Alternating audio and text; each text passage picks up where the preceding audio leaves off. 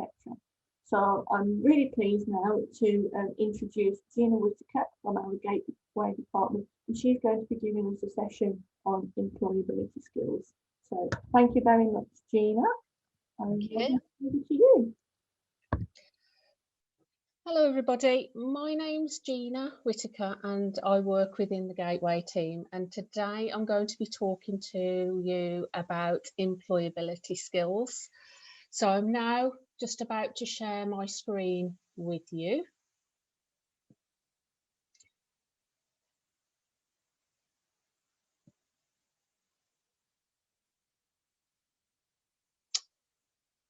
Okay, so today we're talking about employability skills, but I thought it would be a good idea to introduce the team that I work for first. Now, I work with the Gateway and we are based on the corner of Stafford Street and Wolfram Street. And we give advice and guidance to those who are thinking of coming to university. And we can give advice on choosing a course, careers guidance and advice on funding. So we tend to give advice and guidance to those who are at your stage, who are applicants and pre-applicants. But then when you become a student, you then, if you need careers guidance, you see our careers team, enterprise and workplace team, who are based near the Learning Centre. Now, if you want any advice and guidance whilst you're thinking of applying, you can contact the Gateway. And you can call us on the number on the screen, or you can email us. Now, we can normally give telephone appointments, and pre-COVID, we were giving face-to-face appointments, but unfortunately, we're not able to do that at the moment. But we can offer you Zoom and Teams appointments, and usually we give those appointments between 9 and 5 on a work day. So if you do need any careers guidance after this session, do give us a call. We're happy to help you. So moving on to employability skills. My screen's being a little slow. So in this session, we're going to be thinking about employability skills and what are they. We're going to look at how you can build them and how the employability skills that you'll need in your chosen career, and how you would weave these into your CV. And also, when you finish your degree, you might actually decide to change direction, and it's how you would transfer your employability skills from the career that you were going to take into a new career. Now, during this session, I am going to be asking a couple of questions, and I'd like you to put the answers into chat. Now, if you have any questions that you'd like to ask either during the session or at the end of the session, can I ask you to use the Q&A function of Zoom. So why should you think about your employability skills now? You might think I've got 3 years of my degree to do, or you might think actually I've got 6 if you're studying part-time. But you'd be so surprised how quickly your degree course will pass. The academic year at university will seem a lot shorter than perhaps what you've come across in school or college. So it's, and I know how tied up and how involved you can be with your assignments and your assessments and coursework. And it can be something that you push to the distance, but actually it's best to start thinking about it now. Now, I know some of you, you may not have been able to undertake any work experience, and I understand how challenging this has been during COVID. So in this session, I'm going to give you a few hints and tips on some things that you could do to work as a workaround for that. And I know some of you within this session could be mature and you're 25 plus. And I know that there was a period when careers guidance was cut in schools and colleges. So So what I'm going to give you is perhaps a little bit of advice on what you should be thinking about.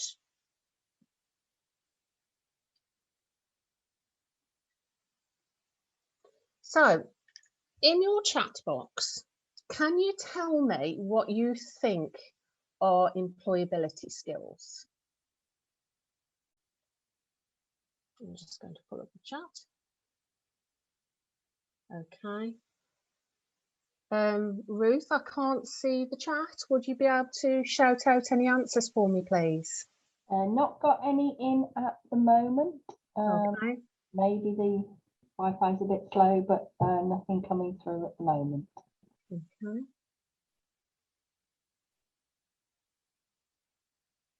Laura, could you see if there's anything in the chat? Got one just come in saying confidence. Confidence. Okay. Any other answers at the moment? Not at the moment. Oh, passion. Oh, thank God. Let's have a look. Work ethic. Work ethics, yeah. Yeah.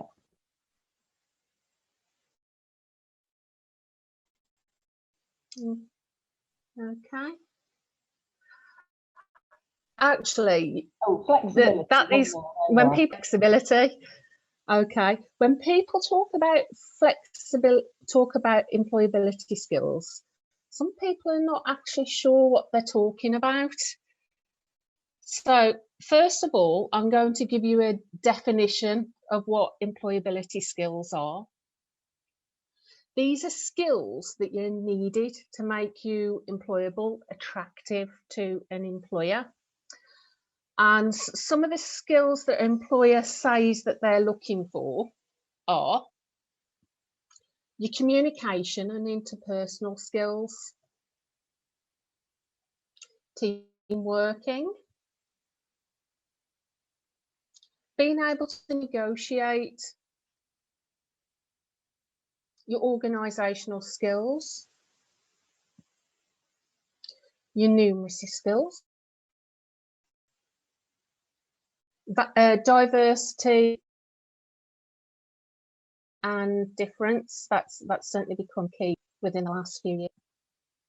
Using your initiative and being adaptable as well. Somebody mentioned flexibility within the chat. Problem solving, working under pressure and to deadlines, your literacy skills. So those are the general skills that employers are looking for you to build up before you actually think about employment. Now you may be thinking, what skills can you gain as a student? Well, actually, it's exactly the same skills. Throughout your course, you will pick up skills, your communication skills, your writing skills, numeracy and literacy, and working under deadlines when you're submitting your deadlines. So there are some skills that you do pick up as a student, but it's always best to pick them up in different ways as well. And I'm going to show you how you could pick up your employability skills before you even start thinking, before you even come to university.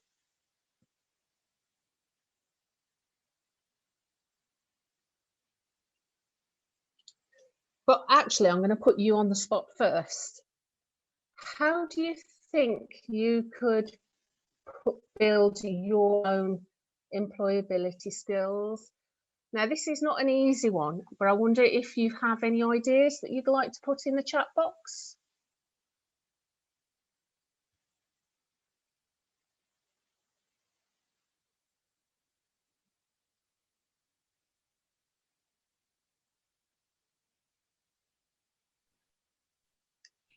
I've got work experience so far. Good, yeah.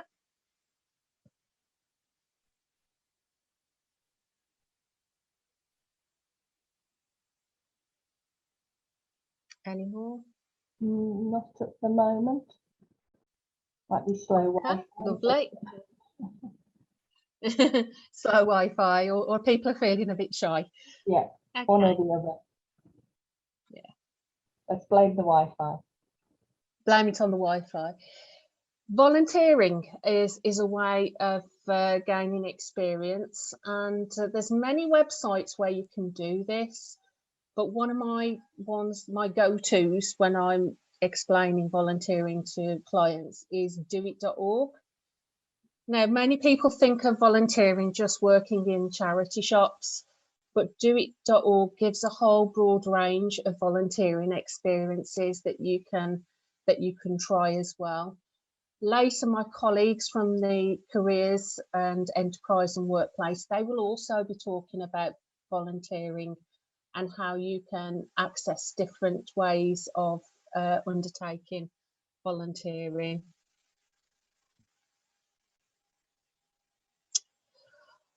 Also, either thinking about working whilst you're studying, many students who are able to and their course allows, they work part-time alongside their studies, and this could be either working at weekends, but I understand that some students do placements, particularly with nursing. So I understand it can be difficult to do part-time work, casual work. Now, any of these part-time jobs that you might have, they're also very good for building up your employability skills. And also, during your second and third year of your course, some courses allow you to do a sandwich year or a placement year. And that is particularly useful, again, for picking up your employability skills. And we find that some students that have undertaken a placement year, they've actually gone on to be employed by their placement employer as well. So it's a very useful experience.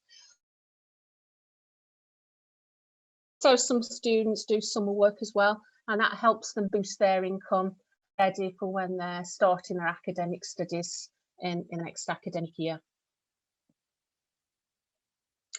Now, if you want help with volunteering, placements or part-time work when you're a student, you can find placements, you can find support from our careers unit. That's their address, and I do know that they're coming in later to speak to you. So I'm not going to go too much in what they do, because I know that they will cover that.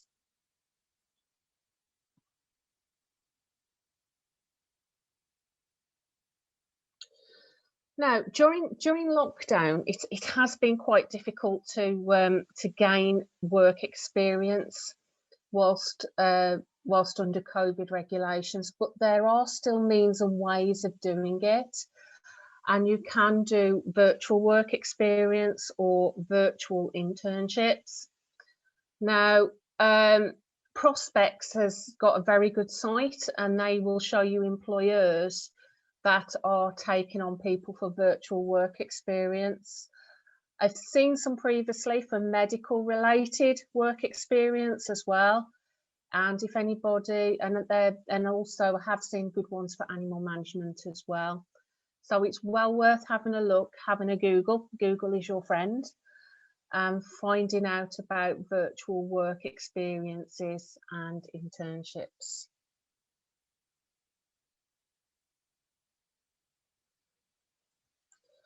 What other options are there out there? Well, there's still other things that you can do even during COVID.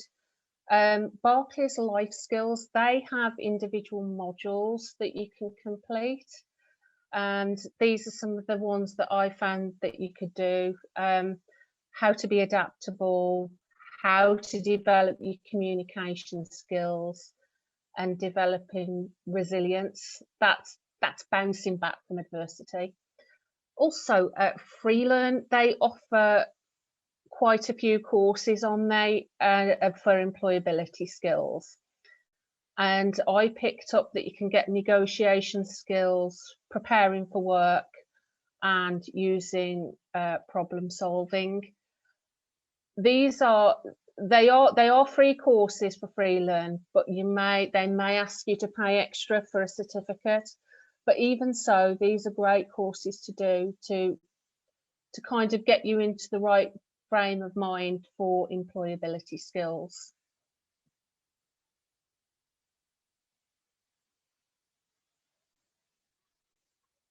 So thinking about the courses and the careers that you are thinking of doing, what employability skills do you think you need for your particular role? Would you like to pop them in the chat?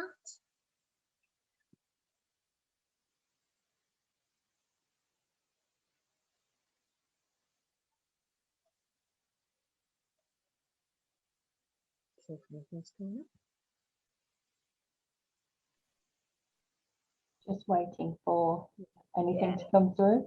Attention to Oh, detail. well spotted. Just popped in. Oh, just popped in. Attention to detail. Okay. I'll wait a couple of seconds, see if there's anything else that comes through.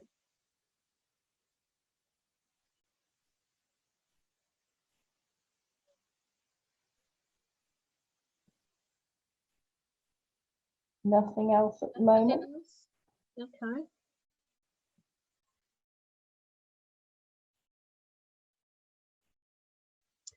Right, okay. So attention to, if you look for employability skills for a particular role, it's not actually going to stand out to you as to what they are.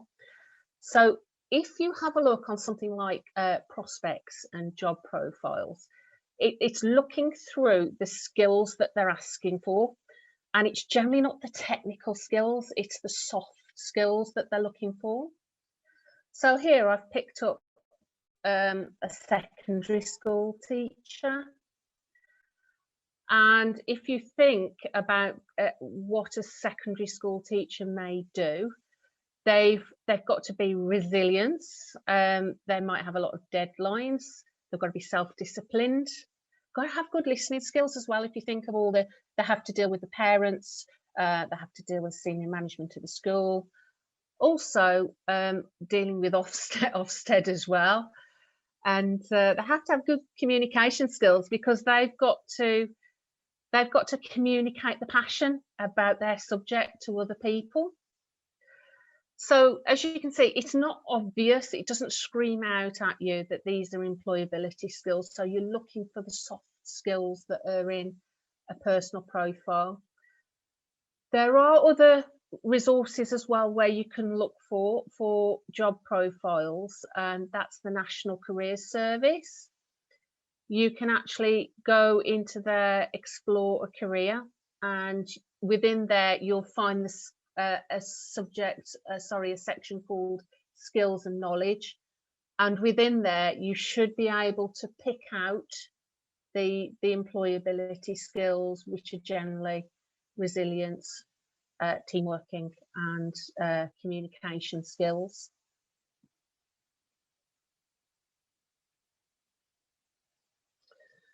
Now, you might think it's a little bit early, I'm not thinking of applying for a job yet. But actually, it's best to start the foundations now. Increasingly, there are things called applicant tracking systems. And in the old days, a person used to scan your CV and they used to pick out certain things that they're looking for.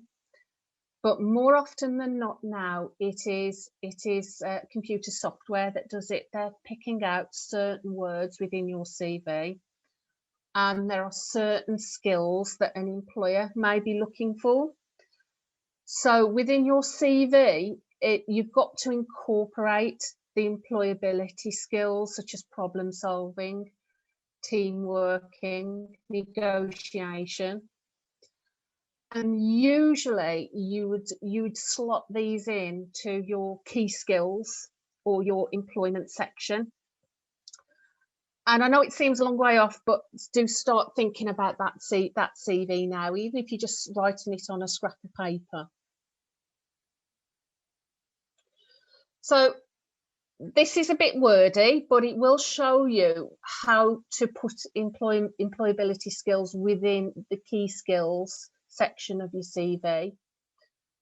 For instance, you might be able to communicate in different methods, in presentations and essays, YouTube videos. You would say that you, for instance, if you were in thinking of going on a healthcare course, or you're thinking of applying for a healthcare role after university, one of the things you may have been doing is being part of the vaccination programme. So you'd state that you'd been a team member on the vaccination programme, working to deadlines and guidelines. So that's one way you can incorporate it within the key skills section. And the other one is in the employment section. I've taken a healthcare assistant here. And you would say that you perhaps organised blood samples and stocked up consulting rooms, or perhaps you've been a healthcare assistant in a residential home, and perhaps you've negotiated activities for the residents within the care home. So that's so it shows you how to pick up these examples I've given.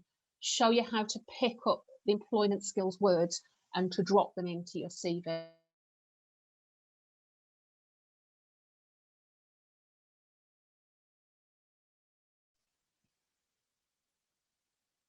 Off in your career, you've got in mind what course you want to do, and at the end of the course you know what you want to do.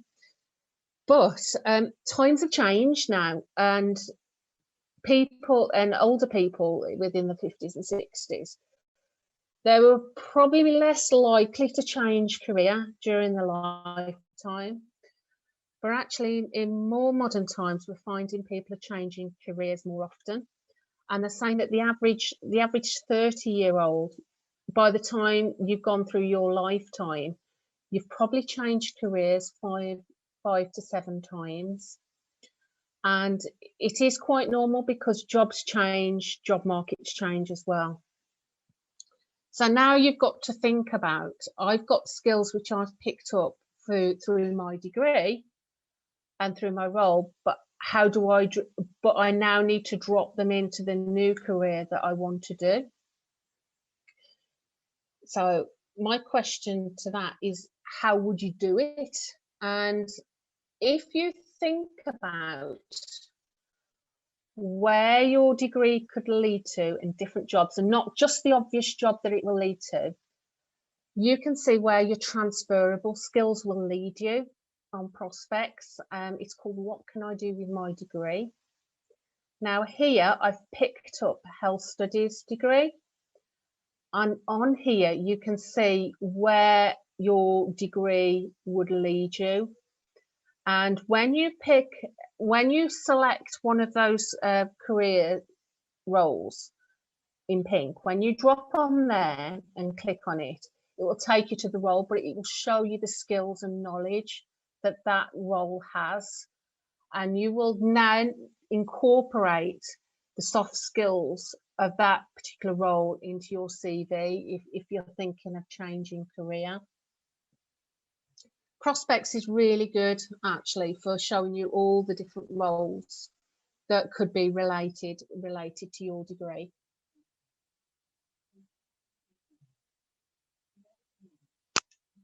So my summary to you is, start thinking about your employability skills now. I know that 3 years seems a long time and you'll be thinking about your assignments, but as I've said, 3 or 6 years will go extremely quickly. So start planning it now. Think about volunteering, think about getting some work experience. But also when you become an enrolled student, think about contacting our careers unit as well. And they will help you with any volunteering or summer jobs. They will introduce themselves a little bit later on. I know a lot of people think, well, I did this for St John's and I've not put it on my CV. My answer to you is put it on your CV. Any extracurricular activities, also add those to your CV as well, whether it's under your hobbies, because it can bring in skills which are transferable. start drafting your CV now. That's certainly key. Or keep stock sentences and paragraphs of what you would use for a personal statement if you were applying for a role as well. And you can always do a cut and paste into the different jobs that you might be applying for. And like I said, when you're an enrolled student, go and see the Careers and Enterprise and Workplace. I know they're coming up later. So that's my whistle-stop tour of employability skills. Is there any questions that anybody would like to ask? We haven't got any open questions at the moment, but we just wait a few minutes. Hopefully, some people will ask some questions, and then I will let you answer them. Okay. So you'll see it either the top or the bottom of your screen, depending what type of device you're using. It is an opportunity for you to ask any questions to Gina and Ruth about any sort of, you know, worries that you have about employability, any specific questions you have about how you can enhance your employability skills following on from Gina's presentation. So if you use the Q&A box at the bottom. You're welcome to throw in any ones about funding as well. So Ruth and also. We can answer that as well.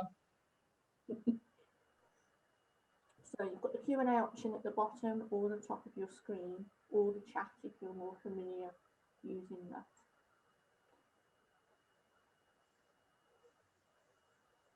So,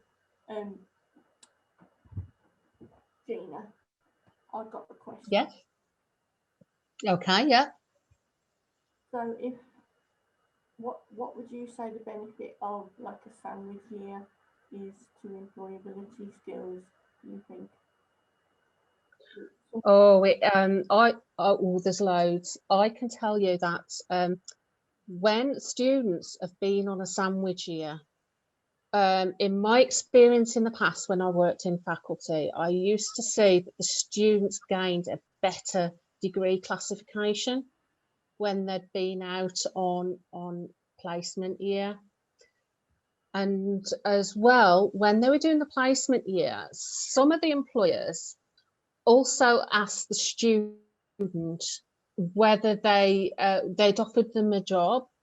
So then the student would have their fees paid for them for the last couple of years because they'd have to go part-time because of working.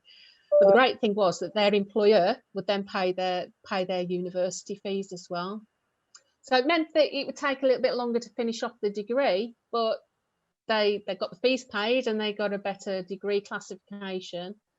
And they've already been in the workplace building up those skills compared to somebody who doesn't do a sandwich year, just goes through the degree, doesn't do any volunteering or placements. And then those graduates who have not done any work experience are then up against the ones that have got the work experience. And what sort of advice do you have around, obviously doing a degree, there's a lot of aspect where you're in university, you've got assignments to write. What advice do you have around making the time or having the time to be able to do this volunteering whilst, you know, having to pass all your assignments and everything as well? Because I suppose it's important not to let that overcome the study that you've got to do. Yeah, I can actually do a bit of advice of that because I've been a mature student myself and I've completed volunteering and work and a part-time degree as well, and looking after family. It is making sure that there's a balance. Obviously, my priorities were as a student, when I was a student, was my work, my family and studies. That came in conflict occasionally from time to time, but I did get to balance it. And then it was finding occasionally there was the odd hour where I could do something, and that could have either been through scouting, or I was doing advice and guidance to get an advice and guidance qualification as well. That was another thing alongside my degree. I was looking to change direction and do advice and guidance, but you had to do volunteering. So I did another vocational qualification alongside, but it was a balance. Sometimes you had to say, well, no, I've got to focus on my study, or focus family on work. There was a definite balance. But you'll find throughout the academic year there are flows, peaks and troughs. And certainly, you know when assignments come in and you know when you should be spending time on those. But during the summer, there tends to be a lull for students, and that is probably a good time to get some volunteering experience in, or even summer work, so you can give yourself extra income as well. So, yeah, I'll see if anybody else has got any questions. We've still got some with us, so hopefully, like I say, you know, hear about finance and employability. When I was also a full-time student as well, and part of that I had to do a placement. And at one point I did think about, should I be doing some extra volunteering? But I was balancing a postgraduate course, placements. I was perhaps a bit limited on what I could do to volunteer, but during lockdown, I got involved with a charity called Employability UK, and I was doing virtual workshops. It turned out it was only about an hour or so out of my time, but it is a very careful balance. I stop and focus on work and your family and university. And there are some courses that we offer at university year, but you still get the opportunity to go on placement, isn't there? Yeah. So it's all about, I suppose, getting out there, and the employability skills won't just come to you, will they? No, and I think perhaps without the additional volunteering I'd done, I probably wouldn't have been able to take the roles I would have been that I have done in the past. You could be thinking, well, why am I volunteering? I'm not getting paid for this. You've got to see it as a long-term thing, and so that it builds up to where you do want to go. And is there any advice you can give about, say, if you do manage to get yourself a job? Sorry, Laura, I didn't catch that. So is there any advice you can give about, so if I'm someone that has managed to get a job, but I want to aspire to climb the career ladder? Yeah.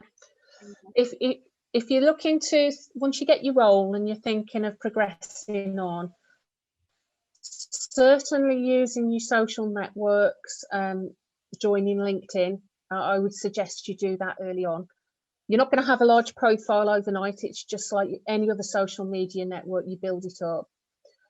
But make contact with people who you think who are in the industry that you're interested in, and build up your links there. If there's any webinars or any kind of conferences that are related to the career that you want to go into, see whether you can go to those conferences as well. Also getting a mentor as well in the career where you want to go. If, for instance, some professional bodies as well, they may have a mentoring scheme as part of the membership, and you can join them and have a mentor as well. Most of your courses, Laura, will have a professional body, so I would recommend that you join the professional bodies. There's lots of resources on there, particularly relating to continued professional development. Can't get that word out. But all that is good for building up your knowledge and helping you progress on as well. And would you say a master's is a significant? Doing a master's, is it significant? Sorry, Laura, you dropped out there. would you say that doing a master's would be a significant opportunity for you to gain more skills that will help you in your career as well? It can be, and it certainly did with mine as well. Doing a master's as well, and I got through doing my master's. I got to know a lot of people in my industry as well, so that was really good. So definitely, it gives you a deeper knowledge to help you move on to managerial roles as well.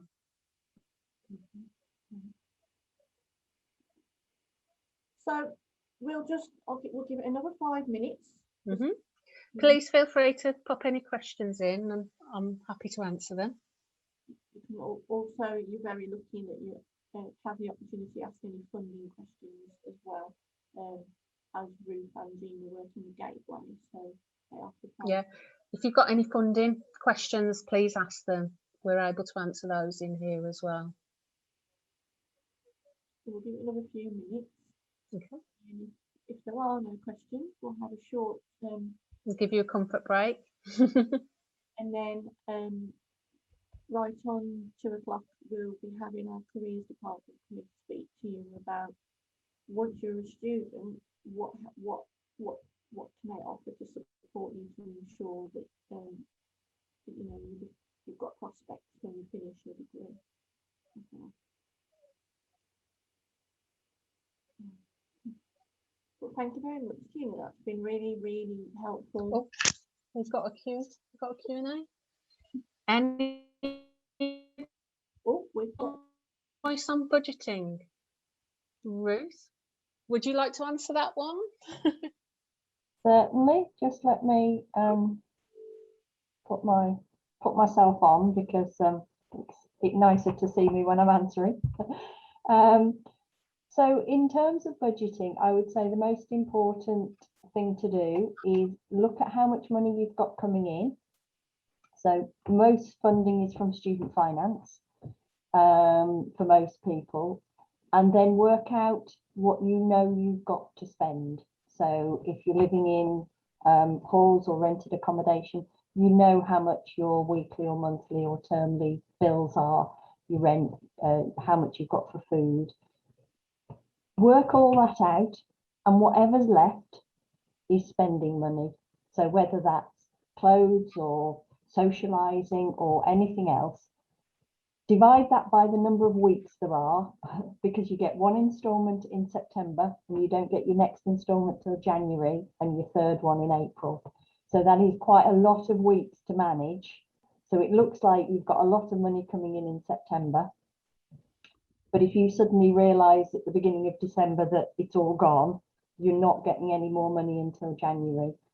And obviously there's a little thing called Christmas at the end of it, and hopefully by Christmas we will be able to party. So what I would say is put up a spreadsheet or a back of an envelope or whatever works for you, with your money coming in, your money going out, and then whatever's left, divide by the number of weeks. That's normally about 16 weeks from September to January. And then don't spend more than that each week, sorry. If you can spend a bit less and have an emergency fund in case your laptop crashes and you desperately need to buy a new one, or something happens. But the main thing I would say is be organised. Don't just think it's going to magically work. And if you look at your incomings and your outgoings and it's seriously not going to work, you will need to look at getting a part-time job. Also consider applying to our hardship fund, the Dennis Turner Hardship Fund. Any student can apply to the hardship fund, but obviously it is for genuine hardship, not just because you've decided to spend all your money and you've got none left in November. You can apply for that once you've enrolled and attending. It normally opens in mid-October. And the other thing I would say is, if you do think you're going to have problems, then talk to somebody. So the Student Union have a really good advice and guidance service, and they have a qualified debt advisor. So they may be able to talk to you if you've got existing repayments, if you've got a mortgage, or if you've got a car loan or various other things. There are ways to renegotiate to try and reduce your your outgoings while you're a student. Also look to get as many, oh, my phone's going, sorry, give me a sec, I'll shut the door.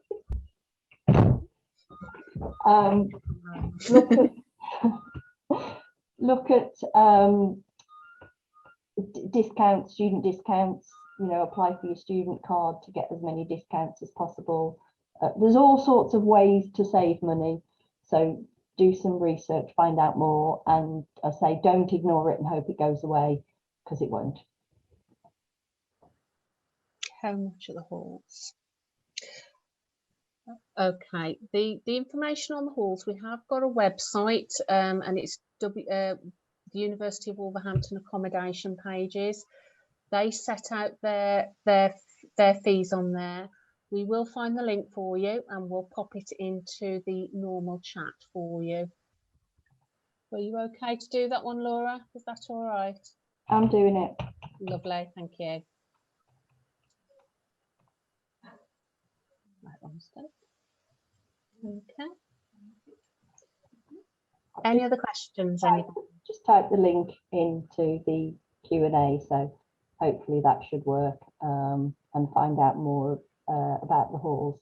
We do have a lot of halls. If you apply to us and we're your first choice, we do guarantee you a place in halls in your first year.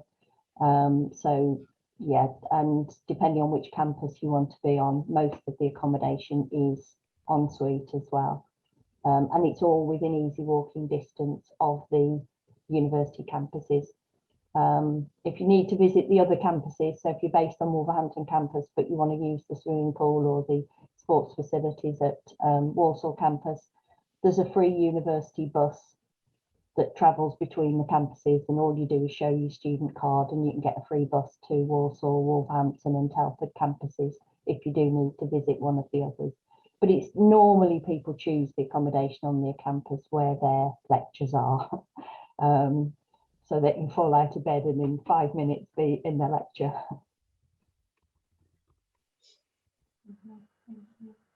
We got that. Right. Any other questions? Yeah, so any more questions, everybody? Otherwise, we'll have a short comfort break. And whilst you're in that comfort break, I'd recommend that you take a look at our Applicant Hub webpage. I just posted the link in the chat. And we've got staff from careers and the faculty answering questions live. And then at 3 o'clock, we will start with Sunita's just joined us.